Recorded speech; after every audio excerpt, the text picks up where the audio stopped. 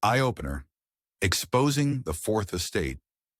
As a means to offer guidance to the 47th President of the United States of America, I would like to offer my expertise in such matters. Over the next few days, I will provide suggestions or solutions to the biggest problems he will face and must solve to have a winning presidency. Today, I would like to talk about the weight that words possess and why it's important to point out the need for truths being told by and in reference to any leader.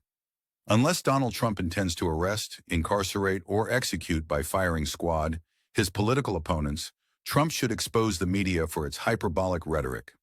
We all know that politicians make campaign promises, and we all know it's the news media's job to wade through the inaccuracies of claims made by any and all of those seeking to represent others.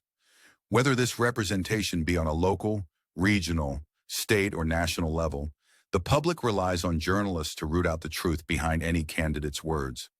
We also know that any news source worth its weight in gold will also bring out immoral, unjust, or unfair actions and practices of those the masses choose to follow. This is what a journalist is tasked with doing. This is basically their primary task, and without it, a journalist is nothing more than a gossip at best and a traitor in the extreme. Let's vote a few examples. When WikiLeaks exposed the war crimes being committed by U.S. military, where a group of journalists in the Middle East were gunned down by attack helicopters, and then the rescue workers who came to assist the journalists were also gunned down in what has come to be known as a double tap. That was good journalism. Regardless of how you feel about these war crimes, and yes, they were war crimes, regardless of how you feel about these war crimes, shouldn't there be a discussion about such activities? Should our servicemen and women be authorized to commit such actions?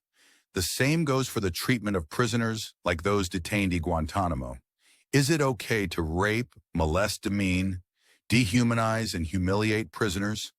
To what end are such actions justifiable? Does torture stop terrorism, or does it perpetuate violence?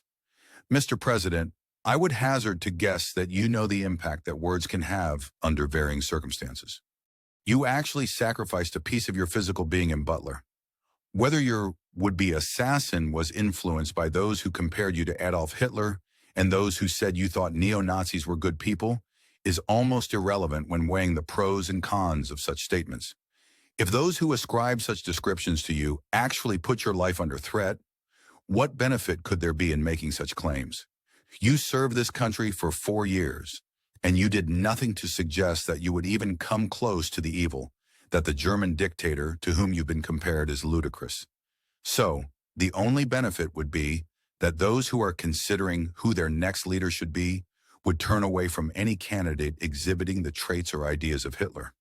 This was done without any consideration for the fact that fewer Americans can afford the mental health care necessary to keep a deranged mind from looking at murder as a viable plan to eliminate this or that candidate. It's not like all who view television must first pass a mental health test before watching the news. They don't even check for mental health when most people buy a gun. Now, I know you've been known to tell a lie or two, and this is, of course, not the right thing to do, but it in no way excuses a news program from creating a divide in which various citizens of your nation turn against other citizens of your nation. All of this is simply to say a media that spreads division and hatred needs to be exposed for what it is and for the harm it may cause. In Butler, a man was killed, and it would be hard to deny that being compared to Hitler had nothing to do with that tragedy. While I would never suggest censorship, I would suggest you create an agency that seeks tell the truth. When reporters claim that a political candidate has said they would execute their opponents, the independent taxpayer-funded organization I am suggesting would dig into such a claim. In the instance when the claim is proven to be true, proper steps should then be taken to address such violent sentiment.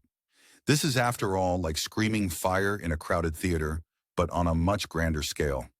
Think about the audience that such mainstream or legacy news media corporations reach. Even if the majority understand that the comment was said and meant in jest, or that it was an exaggeration of thought, it still reaches hundreds of thousands or millions of people. Now, considering that 1% of 100 viewers would be one viewer, and 1% of 100,000 viewers would be 1,000 viewers, and 1% of 1 million viewers would be 10,000 viewers, you would have a criminal logistic nightmare on your hand whether the execution comment was true or not, Mr. Trump. For the sake of the country, while free speech should never be denied, the spreading of narratives with the potential to incite violence should be investigated. Perhaps the 5 megacorporations made possible by Bill Clinton's Communications Act of 1994 should be broken up to create greater competition and foster more of a desire to scoop one's competitor with the truth. Repeal the Communications Assistance for Law Enforcement Act of 1994, or at least the amendment that reduced the number of communications corporations from 50 or 60 down to the 5 that currently tell nothing but half-truths or outright lies about you and your opponents.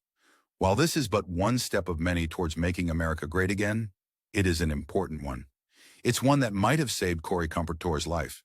It's one that will save the lives of all those you seek to help, because it's one that will help you get the masses on your side. Expose and, by process of elimination, help the nation weed out those bad actors on CNN, MSNBC, and even Fox, who want to empower those who seek only to sow discontent and division in our electorate.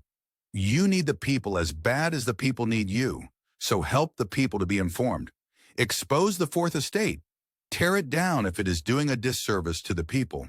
Help build it anew so it can benefit those without a voice. To find out other ways you're being screwed by your current leaders, check out the posts on this blog daily. Learn about the biggest and worst issues that America and its people face today. You can also check in to learn about those issues that America and its people will face in the near and distant future.